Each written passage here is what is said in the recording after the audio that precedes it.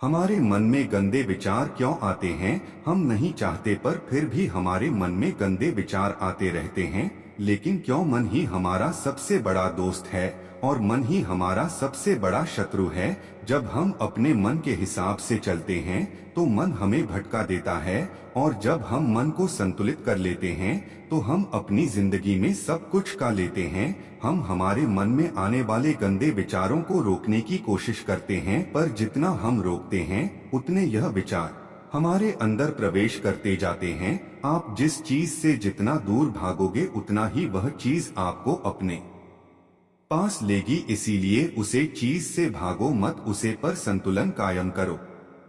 एक बार एक युवक गौतम बुद्ध के पास आया और गौतम बुद्ध से बोला कि ही बुद्ध, मेरे मन में इतने गंदे विचार क्यों आते हैं? मैं नहीं चाहता कि मेरे मन में गंदे विचार आए, पर मेरे मन में हमेशा काम वासना के विचार चलते रहते हैं और मैं इनके के बारे में सोच सोच कर बहुत परेशान हूँ। मेरी ऊर्जा और समय यह सब सोचने में ही नष्ट हो जाता है और इन सब के विचारों की वजह से मैं कभी भी शांत नहीं रह पाता और मैं हमेशा ही स्त्रियों को देखकर मोहित हो जाता हूँ, अपने आप को रोक ही नहीं पाता। बुद्ध मुस्कुराए और उन्होंने उसे युवक से पूछा, क्या तुम्हें पता है यह काम वासना होती क्या है? फिर लड़के ने उत्तर दिया और कहा, बुद्ध में यह तो नहीं जानता कि काम वासना होती क्या है, पर हाँ ये जो भी है बहुत बुरी चीज है। फिर बुद्ध ने उसे युवक से कहा कि सबसे पहले तो तुम यह समझना है कि प्राकृतिक रूप से जो भी चीज हमारे अंदर है वह बुरी नहीं है।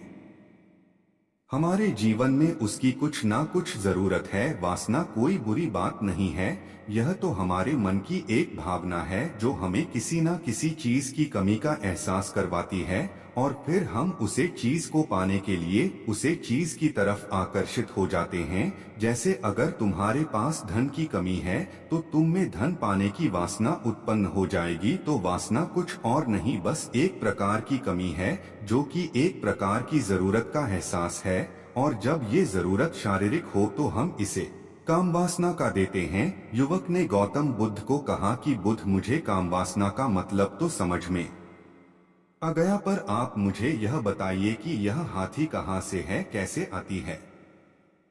यह गौतम बुद्ध ने कहा कि काम वासना कहीं से आती नहीं है, यह तो हमारे अंदर ही होती है और इसका होना तो जरूरी भी है, तभी तो मानव जाति का विस्तार होगा। युवक ने कहा, जब यह हमारे अंदर ही है और जरूरी भी है तो फिर लोग इसे गलत क्यों बोलते हैं? बुद्ध ने कहा कि यही तो समस्या है, लोगों ने काम वासना को गलत तरीके से सोच लिया है, इसे छिपाने की दबाने की कोशिश करते हैं। काम वासना गलत नहीं है, बल्कि काम वासना का गलत तरीके से प्रयोग करना गलत बात है। लोग जिससे प्रेम करते हैं बस उसी के लिए जीने लग जाते हैं, उसे पाना ही अपना लक्ष्य बना लेते हैं और उसी के बारे में हमेशा सोचते रहते हैं, पर यह सब गलत है। बुद्ध ने योग से कहा, क्या तुम्हें पता है जानवरों में भी कम वासना होती है? युवक ने उत्तर दिया, हाँ बुद्ध, जानवरों में भी काम वासना होती है, क्योंकि जानवर भी तो आखिर अपनी पीढ़ी को आगे बढ़ाएंगे। बुद्ध ने कहा, तो फिर हम जानवरों की काम वासना को गलत क्यों नहीं कहते? युवक ने कहा, मुझे नहीं पता महात्मा, आप ही मुझे बताइए। गौतम बुद्ध ने कहा कि जानवर अपनी काम वासना का प्रयोग आनंद प्राप्ति के लिए नहीं करते, वह तो सिर्फ संतान उत्पन्न करने के लिए काम वासना का उपयोग करते हैं। जानवरों को प्रकृति ने इतनी समझ नहीं दी कि वह काम वासना को अपने सुख का आधार बना सके, जबकि मनुष्य अपनी समझ के बलबूते पर प्रकृति में पाई जाने वाली प्रत्येक वस्तु को अपने सुख के लिए अपने प्रयोग करता है। हम इंसानों ने ही काम वासना को अपने सुख का साधन बना लिया है, जबकि प्रकृति ने तो हमें अपने वंश को आगे बढ़ाने के लिए दिया था, लेकिन इंसानों ने इसे अपने जीवन का परम लक्ष्य बना रखा है और इस तरह से काम वासना का बेलगाम हो जाना गलत है। युवक ने मुझसे पूछा, महात्मा जी, ये कम वासना हम पर हावी क्यों होती है, क्यों यह बेलगाम हो जाती है? तब गौतम बुद्ध ने कहा कि सुनो, अब जो मैं तुम्हें बताऊंगा उसे तुम ध्यानपूर्वक सुनना। काम वासना का सारा खेल तुम्हें समझ ए जाएगा, तुम्हें तुम्हारे सारे सवालों का जवाब मिल जाएगा, बस तुम्हें ध्यान से सुनकर समझना है, फिर गौतम बुद्ध युवक को बताना शुरू करते हैं। एक बार की बात है, एक आश्रम में गुरु और उनके शिष्य रहा करते द, जिससे रोजाना आश्रम के बाहर स्थित गांव में दीक्षा लेने के लिए जाते द। उसे आश्रम का एक शिष्य जिस गांव में भिक्षा लेने जाता था, उसे रास्ते में एक नदी पद्धति थी जिससे रोज उसी रास्ते से भिक्षा लेने जाता था। एक दिन उससे ने देखा कि एक लड़का पेड़ के पीछे छिपा है। वह उस लड़के के पास गया और उससे जाकर बोला, भाई तुम इस पेड़ के पीछे छिपकर क्या देख रहे हो? लड़के ने कहा, अरे तुझे नहीं दिख रहा क्या कि मैं क्या देख रहा हूँ? तब साइज ने नदी की तरफ देखा तो वहाँ पर कुछ लड़कियाँ पानी भर रही थी। वो लड़कियाँ 14-15 साल की होगी। तब से ने उसे लड़के से कहा, अरे भाई वहाँ पर तो लड़कियाँ पानी भर रही है, इसमें छिपकर देखने वाली क्या बात है? तब वो लड़का शीशे की तरफ देखकर उससे कहता है, अरे पागल तुम्हें दिखाई नहीं दे रहा क्या कि कैसे यह परियां नदी से पानी निकल रही है?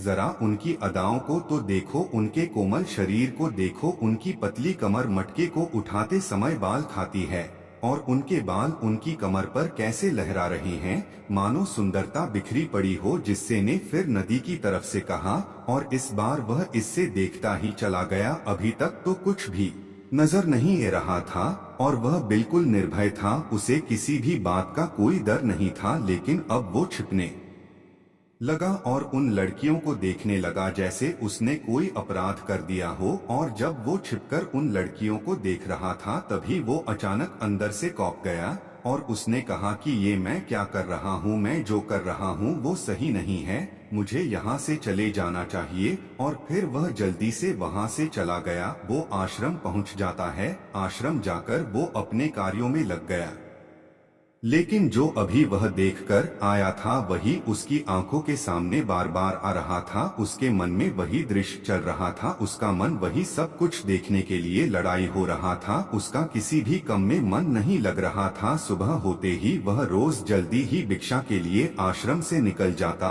और उसे नदी के पास वाले पेड़ के पास जाता, जहाँ पर वह लड़का पहले से मौजूद रहता था। उसके साथ मिलकर लड़कियों को छुप छुप कर देखता था। अब वह इससे रोज ऐसा करने लग गया।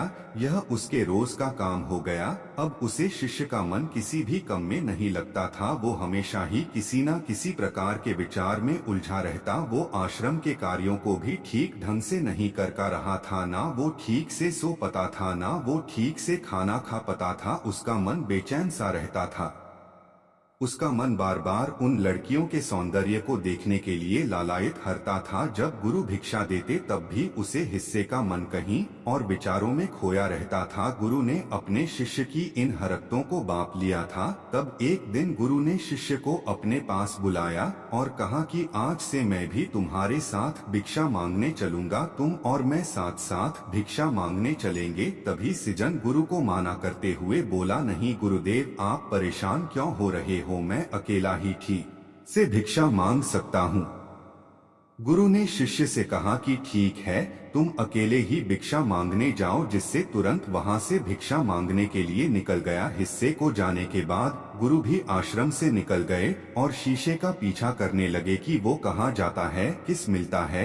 यह सब देखने के लिए उसके पीछे पीछे चलने लगे। थोड़ी दूर जाने के बाद गुरु ने देखा कि उनका शिष्य एक लड़के के साथ एक पेड़ के पीछे अपराधी की तरह छिपा हुआ है और छिपकर कुछ देख रहा था। गुरु भी अपने शिष्य के पीछे जाकर खड़े हो गए कि आखिर उनका शिष्य क्या देख रहा है, जिसे देखने के लिए वो पेड़ के पीछे अपराधियों की तरह छिपा पड़ा है। गुरु ने देखा कि उनका शिष्य पेड़ के पीछे छुपकर लड़कियों को देख रहा था जो कि नदी से पानी भर रही थी। तभी गुरु ने शिष्य को कहा कि तुम क्या देख रहे हो? अपने गुरु की आवाज सुनकर वह इससे घबरा गया और उसके पसीने छूटने लगे। वह थर थर कांपने लगा जैसे किसी चोर को चोरी करते समय रेंज हाथों पकड़ लिया हो। उसी से की हालत खराब हो गई। वो कुछ भी नहीं बोल का रहा था। दूसरा का जो शिष्य के साथ था वहां से भाग गया। जिससे घबराया हुआ था उसके मुंह से कुछ टूटे फूटे शब्द ही बाहर निकल रहे द। वो अपने गुरु से नजर भी नहीं मिला का रहा था। गुरु ने शिष्य की तरफ देखा और कहा कि मेरा शिष्य तो निर्भय था, उसे तो किसी भी चीज का डर नहीं था, लेकिन ये क्या तुम तो डर के मारे कहाँ पर हो, जिससे इन्हें गुरु से कहा कि मुझे माफ कर दो गुरुदेव, मेरा इसमें कोई दोस्त नहीं है, उसे लड़के ने मुझे बहका दिया था, लेकिन आपसे मैं वादा करता हूँ कि आज के बाद मैं ऐसा कभी दोबारा नहीं करूँगा, मुझे माफ कर दो गुरुदेव। गुरु ने शिष्य से कहा कि कोई बात नहीं, पर इस बात का तुम ध्यान रखना कि हम जैसी संगति करते हैं वैसा ही फल हमें प्राप्त होता है। हम जैसी संगति करते हैं उसके विचार हमारे अंदर प्रवेश करते हैं, इसीलिए अच्छी संगति करो जिससे तुम्हारे अंदर अच्छे विचारों का प्रवेश हो। फिर गुरु और शिष्य आश्रम लौट आए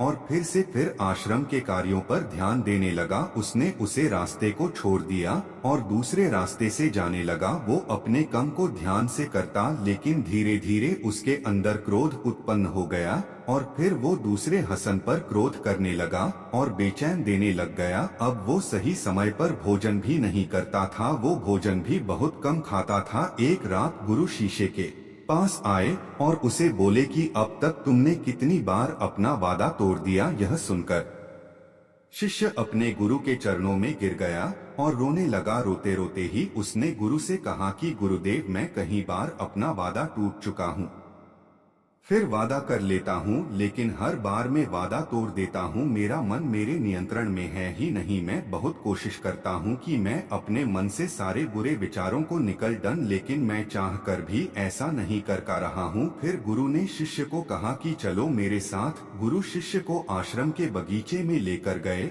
और किसी से कहा कि देखो यहाँ पर कुछ या बनी हुई है जिससे नदी का पानी इन पौधों तक आ रहा है और यह पानी एक निरंतर भाव से ए रहा है, क्या तुम इस पानी के बहाव को रोक सकते हो? शिष्य ने कहा कि हाँ गुरुदेव, मैं इस बहाव को रोक सकता हूँ। फिर शिष्य ने मिट्टी उठाकर उसे नाली में डाल दी। वो पानी थोड़ी देर के लिए रुक गया और फिर थोड़ी देर बाद उसे रेत के ऊपर से पानी ये गया। गुरु ने शिष्य से कहा, अरे ये क्या, ये तो पानी रुका ही नहीं। फिर से ने कुछ कंकर पत्थर उठाकर उसे नाली में डाल दिए और फिर थोड़ी देर के लिए पानी रुक गया, लेकिन फिर थोड़ी देर बाद ही उन कंकड़ पत्थर के ऊपर से पानी निकल आया। फिर गुरु ने कहा कि इससे यह क्या हुआ, पानी तो फिर से ए गया। तुम तो बोल रहे द कि तुम इसे रोक दोगे, क्या हम किसी कम को रोकना चाहे तो क्या हम उसे रोक नहीं सकते? तब सीसी ने कहा, कोई बात नहीं गुरुदेव, मैं इस पानी को तो आपको रोक के दिखाऊंगा। फिर वह फिर से एक बड़ा सा पत्थर लेकर आया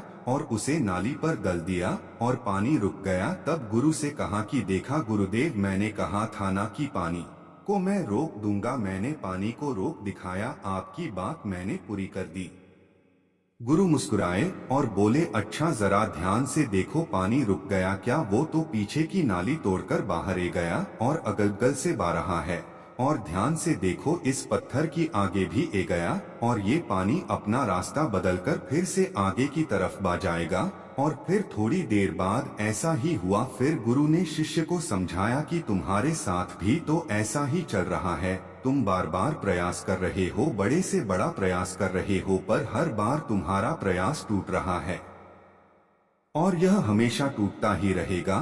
तुम कितना भी बड़ा पत्थर रख लो, लेकिन पानी तो अपना रास्ता बना ही लेगा। यह सब देखकर गुरु से कहा कि ही गुरुदेव, क्या कोई तरीका नहीं है जिससे मैं गंदे विचारों से बाहर निकल सकूं? और यह मेरे मन में आई नहीं। गुरु शिष्य को एक नदी के पास ले गए जहां से उसे बगीचे में पानी नहीं आ रहा था। गुरु ने शिष्य से कहा, वो पानी इसी नदी से जा रहा है, अगर हम यहीं से उसे रास्ते को बंद कर दें जहां से पानी बगीचे में जा रहा है, तब क्या हम पानी को रोक नहीं सकते? जिससे ने कहा कि हाँ गुरुदेव, अवश्य ऐसा हो सकता है, मैं इस पानी को यहीं से बंद कर देता हूँ, तब आगे की नाली में पानी जाएगा ही नहीं और फिर बगीचे में पानी जाएगा ही नहीं। फिर से इन्हें नदी से जाने वाले रास्ते को बहुत मेहनत करके पत्थर और मिट्टी डालकर बंद कर दिया और गुरु से कहा कि गुरुदेव, मैंने पानी को बंद कर दिया है, अब यह पानी बगीचे में जाएगा ही नहीं। तब गुरु ने कहा, किसी से अगर पानी बगीचे में नहीं जाएगा तो पेड़ पौधों को पानी कहाँ से मिलेगा? उन पेड़ पौधों को तो पानी की आवश्यकता है और उन पेड़ पौधों में कुछ पेड़ पौधे तो ऐसे हैं जिनको रोज पानी की आवश्यकता है।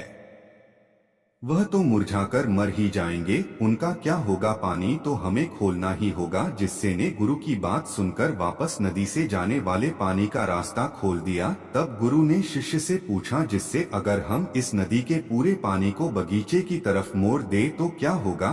तब साईं जवाब दिया कि गुरुदेव, वहाँ पर जितने भी पेड़ पौधे हैं वो गलकर नष्ट हो जाएंगे, वहाँ पर कुछ नहीं बचेगा। फिर गुरु मुस्कुराए और बोले, तुम इस बात को समझो कि हमें किसी भी चीज को रोकना नहीं है, बस हमें हमेशा संतुलन बनाए रखना है। कम पानी से भी पौधे नष्ट होते हैं और ज्यादा पानी से भी पौधे नष्ट होते हैं। हमारा जीवन संतुलन से ही चलता है। गुरु ने शिष्य से कहा कि अगर मैं तुम्हें कुछ कहूँ कि तुम आम के बारे में मत सोचो तो तुम्हारे मन में सबसे पहले किसका चित्रा आएगा। शीशे ने कहा कि गुरुदेव, मेरे मन में तो पहला चित्रा आम का ही आएगा। गुरु ने कहा कि जब हम गंदे विचारों को जबरदस्ती रोकने का प्रयास करते हैं तो वह और मजबूती के साथ हमारे अंदर प्रवेश करते हैं, हमारे अंदर उठाते हैं। इसीलिए हमें उन्हें कभी भी दबाने की कोशिश नहीं करनी चाहिए। फिर गुरु ने शिष्य को जाते हुए कहा कि हमारे गंदे विचार बुरे लोगों की संगति करने की वजह से भी आते हैं। कई बार क्या होता है कि कामुकता हमारे अंदर होती नहीं है, लेकिन कुछ अश्लील लोगों के साथ रहने की वजह से ये हमारे अंदर हावी हो जाती है। फिर शिष्य ने कहा कि गुरुदेव, आप सही कह रहे हैं, मैं अपने मार्ग से भटक गया था। फिर वो शिष्य उसे रात बहुत ही चैन की नींद सोया। सुबह अपने कार्यों को पूरे मन से किया और फिर सुबह वो भिक्षा लेने के लिए उसी रास्ते से गया जहां वह लड़का आज भी पेड़ के पीछे छुपकर उन लड़कियों को देख रहा था। वो शिष्य नदी पर गया जहां वह लड़कियां पानी भर रही थी। उसने उन लड़कियों से पानी मांगा। उन लड़कियों में से एक लड़की ने उसे पानी पिलाया और उसे सन्यासी शिष्य के चरण छुए। शिष्य ने उसे आशीर्वाद दिया कि तुम्हारा कल्याण हो, जिससे का मन सकारात्मक ऊर्जा से भर गया। उसके चेहरे पर मुस्कान आ गई थी, जैसे कि उसे कुछ खोया हुआ वापस मिल गया हो। वह वापस अपने रास्ते से जाने लगा। तभी पीछे से वह लड़का आ गया जो पेड़ के पीछे छुपा हुआ था। वह शीशे के पास आया और बोला कि क्या बात है, आज तो तुमने नजदीक से दर्शन कर लिए, तुम तो मुझसे भी आगे निकले। तब शिष्य ने कहा कि हम हमेशा दूसरे के दर्शन करने में ही व्यस्त रहते हैं, अपने दर्शन कर ही नहीं पाते। तुम कब तक इस पेड़ के पीछे छुपाते रहोगे। किसी को पसंद कर लो, उससे बोल दो। अगर वो भी तुम्हें पसंद करती है तो शादी कर लो और उससे पहले तुम कुछ बन जाओ। अपने आप को पहचान लो, ऐसे अपना समय बर्बाद मत करो। फिर वह लड़का रोज उससे मिलने लगा और उसे लड़के ने नदी पर जाना छोड़ दिया। और फिर वो लड़का अपने जीवन में कुछ बनने के लिए संघर्ष करने लगा। तो तुमने देखा संगति का असर क्या होता है। अपनी संगति बदलो, अपने विचार बदलो। बुद्ध ने युवक से पूछा कि क्या तुम्हें तुम्हारे सारे सवालों का जवाब मिल गया। तब युवक ने कहा कि हाँ महात्मा जी, आपका बहुत बहुत धन्यवाद। तब गौतम बुद्ध ने युवक से कहा कि जब तुम्हारे मन में गंदे विचार आए तब आप अपने आप को दोषी मत मानो। यह शरीर है और यह सब इसने हजारों वर्षों से सीखा है। केवल तुम्हारे सोच लेने से, शपथ लेने से ये टूटने वाला है नहीं, लेकिन तुम्हारे पास वो शक्ति है, वो ऊर्जा है जिसका तुम्हें संतुलन उपयोग करना है। तुम एक जीवित ऊर्जा हो जो कुछ भी अनुभव करने के लिए स्वतंत्र है, जो निर्माण करने के लिए स्वतंत्र है। इसीलिए तुम अपने आप को पहचानो। यह बोलकर गौतम बुद्ध मोहन हो गए और वो युवक वहां से चला गया।